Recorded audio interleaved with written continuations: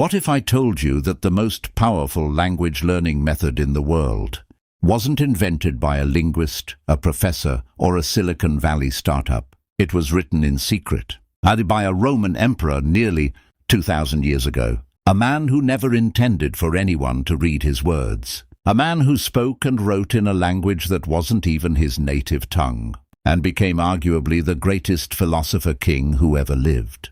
His name was Marcus Aurelius, and buried inside his private journal, the Meditations, is a framework so precise, so psychologically sophisticated, that modern neuroscience is only now beginning to understand why it works. Stay with me, because by the end of this video, you're going to see language learning in a way you have never seen it before. Welcome back to Powerful Mindset, the channel where we go beyond the surface and dig into the deep principles that actually transform your life. I'm Mamun, and today we are going somewhere most language channels would never take you. We are going to ancient Rome. But here's the thing, this isn't a history lesson. This is a masterclass. Because Marcus Aurelius, whether he knew it or not, encoded a complete philosophy for mastering any skill and language, learning in particular, into his private writings. And once you see it, you can't unsee it. So, if you're someone who has ever tried to learn a language and failed, if you've downloaded Duolingo 4 times and deleted it 5, if you've spent hundreds of dollars on courses that collected digital dust, this video is for you. Hit that like button right now if you're ready, because we're about to go deep. Before we get to the secret, you need to understand the man. Marcus Aurelius was born in 121 AD in Rome. He became emperor at 40 years old, ruler of the largest empire on earth. He commanded armies, managed a global economy, navigated political conspiracies, and survived plagues. And yet, here's what makes him extraordinary. He chose philosophy as his guiding light. From the age of 12, Marcus was trained in Stoicism, and his greatest teacher wasn't found in a classroom. It was found in practice, in daily discipline, in the relentless daily act of writing his own thoughts down, not to publish, not to be praised, but purely to improve himself. That journal became the Meditations, and it was written in Greek. Let that sink in. Marcus Aurelius was Roman. His mother tongue was Latin. Latin was the language of the empire, of politics, of law, of military command. Latin was power. And yet Marcus chose to write his most intimate, most important thoughts, the thoughts he trusted with his soul, in Greek. Why? Because Greek was the language of philosophy, of Socrates, of Plato, of the Stoics. Greek had vocabulary, nuance, and conceptual depth that Latin simply didn't have for what Marcus was trying to express. He didn't just learn Greek, he became Greek, intellectually, emotionally, spiritually. And that, right there, is the first layer of his secret. He didn't learn a language to pass a test. He learned it because it gave him access to a version of himself he couldn't reach in his mother tongue. Now ask yourself, why are you learning your target language? Drop your answer in the comments right now. Seriously, your reason matters more than you think, and I'm going to show you exactly why in just a few minutes. Okay, now we get into the real substance. The Stoics, and Marcus in particular, believed in a concept called the discipline of assent. It sounds academic, but it's actually one of the most practical mental tools ever created. In simple terms, the discipline of assent is your ability to pause between stimulus and response, to examine a thought or impression before you accept it as true or act on it. Marcus wrote, "You have power over your mind, not outside events. Realize this and you will find strength." Now, what does this have to do with language learning? Everything. Here's the problem with how 99% of people try to learn a language. They encounter something hard, a grammar rule they don't understand, a word they can't remember, a conversation that goes badly, and they immediately assent to the thought, "I'm not good at languages. I'm failing. I'll never get this." That thought, that automatic, unexamined thought, is the silent killer of every language journey. Marcus Aurelius would look at that thought and say, "Pause, examine this. Is it true, or is it just an impression?" Because here's what's actually happening. When you forget a vocabulary word, you're not failing. You're experiencing the completely normal, scientifically documented process of spaced repetition at work. Your brain is doing exactly what it's supposed to do. The problem isn't the forgetting. The problem is your assent to the story you tell about the forgetting. This is radical. And once you train yourself to apply the discipline of assent to your language learning, to pause before accepting the narrative of failure, everything changes. Let me give you a real-world example. Imagine you're practicing Spanish with a native speaker. You conjugate a verb wrong. They correct you. Most learners feel a flash of shame and pull back. They speak less. They get quieter. Their learning slows. A Stoic learner, a Marcus Aurelius learner, pauses, examines the impression, I made a mistake. That means I'm progressing. That is data, not defeat. And they lean in harder. Same event, completely different outcome. Because of the discipline of the mind. This is Stoic language learning. And we're just getting started. The Stoics had a framework of 3 disciplines, and Marcus Aurelius lived by all 3. When I mapped them onto language learning, I almost couldn't believe how perfectly they aligned. Let's break them down one by one. Discipline 1, the discipline of desire. Marcus wrote, confine yourself to the present. In Stoic philosophy, the discipline of desire teaches you to want only what is within your control, and to release attachment to outcomes you can't guarantee. Applied to language learning, most learners desire fluency. But fluency is an outcome. It's outside your direct control. You can't force your brain to be fluent on a deadline, and the obsession with that distant outcome is what makes people quit. Marcus would tell you, shift your desire to the process. Desire today's 20-minute vocabulary session. Desire the discomfort of today's conversation practice. Desire showing up, not the destination. When you fall in love with the process, fluency becomes inevitable. It's just a matter of time. Think about it this way. Marcus ruled an empire for nearly 20 years. He didn't wake up and think, I need to have a perfectly peaceful mind by Friday. He woke up each day and asked, what is my practice today? That's the discipline of desire. You stop chasing the trophy. You fall in love with the training. Discipline 2, the discipline of action. Marcus wrote, waste no more time arguing about what a good man should be one. For language learners, stop arguing about the best method and start speaking. I cannot tell you how many people spend months researching language learning apps, comparing Duolingo versus Babbel versus Pimsleur, watching YouTube videos about how to study, and never once open their mouth and speak. This is what the Stoics called paralysis by philosophy, using the thinking about action as a substitute for the action itself. The discipline of action says, act with reservation. That means do your best, but remain adaptable. If one method isn't working, don't spiral into self-doubt. Adjust and act again. Marcus commanded armies on the front lines. He didn't wait for perfect intelligence, perfect weather, or a perfect plan.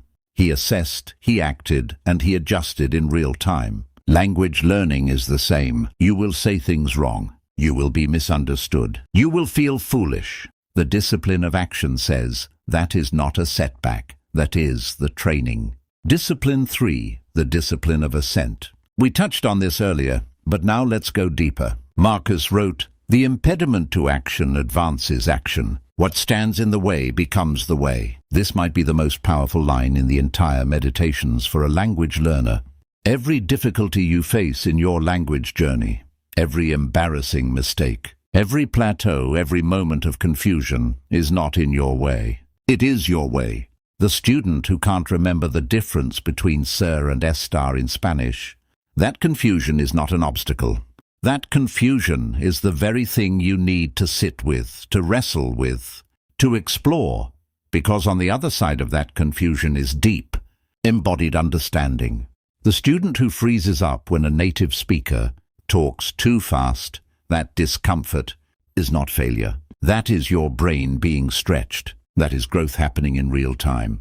When you apply the discipline of assent, when you choose to agree with the idea that every obstacle is a teacher, language, learning transforms from something that happens to you into something you are actively building through everything. 3 disciplines, 1 framework, and it was written 2,000 years ago by a man who used it to rule the world. Now let me show you the most practical part, how to actually use this every day. Here's where theory becomes practice. Marcus Aurelius had a morning ritual and an evening ritual, every single day, without exception. And when I tell you what they were, you're going to see instantly how to adapt them for language mastery. Every morning, Marcus would sit in reflection and ask himself 3 questions. 1. What is in my control today? 2. Where might I be tempted to drift from my principles? 3. What is my single most important task?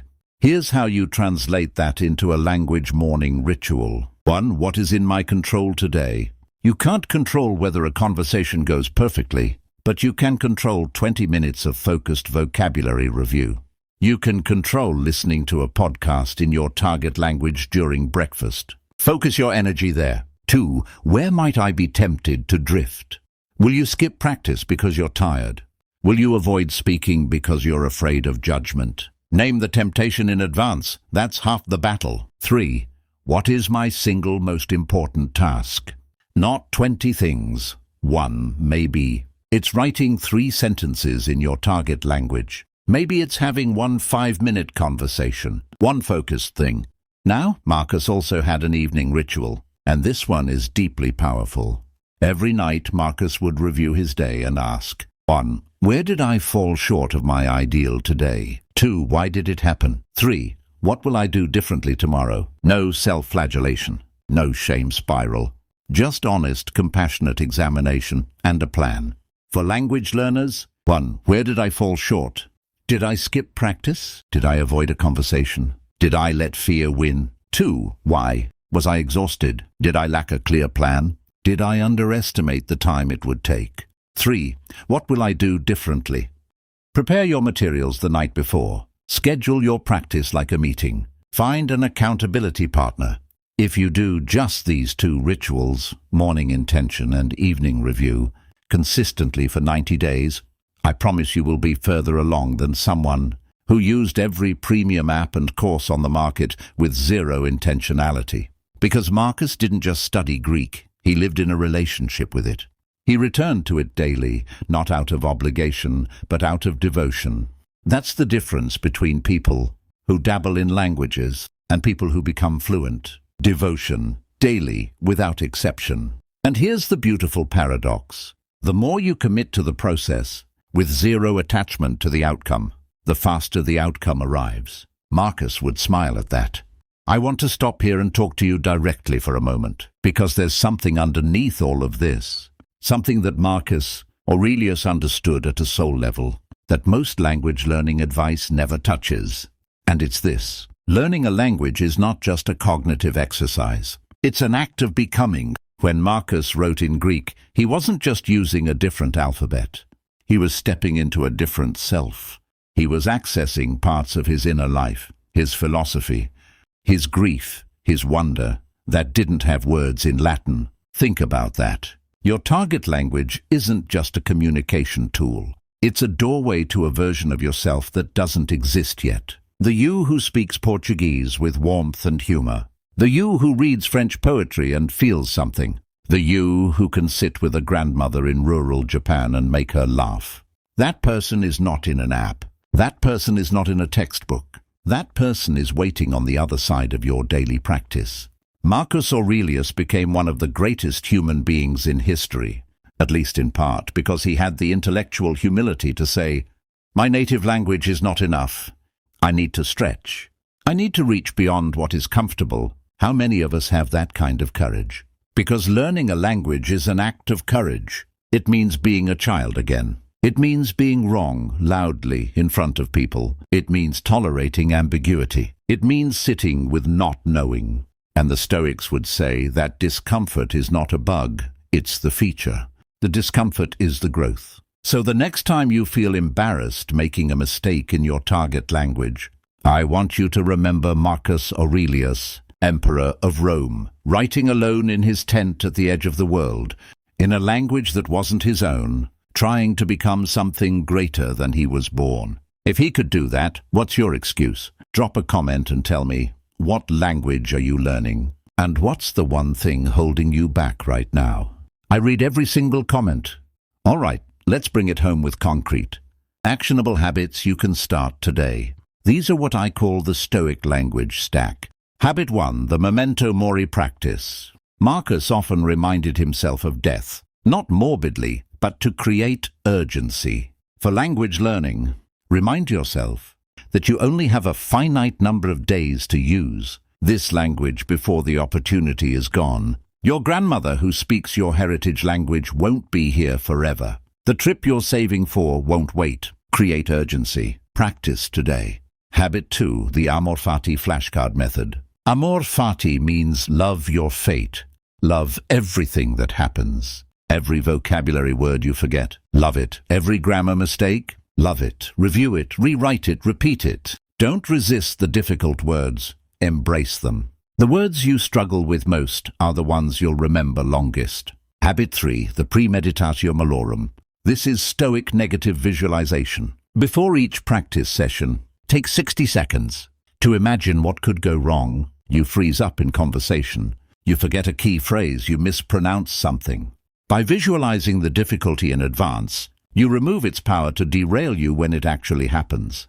You've already been there in your mind. Now you're ready. Habit 4, the view from above. Marcus would often zoom out mentally, imagining his problems from a cosmic perspective. When you feel stuck or frustrated with your language progress, zoom out. Imagine yourself 5 years from now, fully fluent, looking back at this moment. Will today's frustration matter? Or will it be one of the thousands of small steps you're proud you took? Habit 5, the daily journaling practice in your target language. Marcus journaled every day in Greek. Start journaling, even 1 sentence a day, in your target language. Not for anyone else, just for you. This replicates exactly what Marcus did, using the language as a tool for self-examination, not just communication. 5 habits. Start with 1. Master it. Add another. That's the Stoic way, not radical overhaul. Consistent, compounded discipline. Marcus Aurelius had every reason to coast. He was the most powerful man in the world. No one would have questioned him if he stopped growing, stopped learning, stopped reaching. But he kept writing, in Greek, in a tent, at the edge of battle, because he understood something that we would do well to remember. The quality of your life is determined by the quality of your mind, and the quality of your mind is determined by what you choose to do with it every single day. Language learning is not just about speaking to others. It's about expanding the range of your inner world. It's about becoming more. And Marcus Aurelius, the philosopher king who wrote in a second language to reach the depths of his own soul, left us the blueprint. 3 disciplines, 2 daily rituals, 5 habits. That's it. Not a new app, not a shortcut, just ancient wisdom applied with modern consistency. You already have everything you need. Now, the only question is, will you use it? If this video opened your mind today, hit the like button. It genuinely helps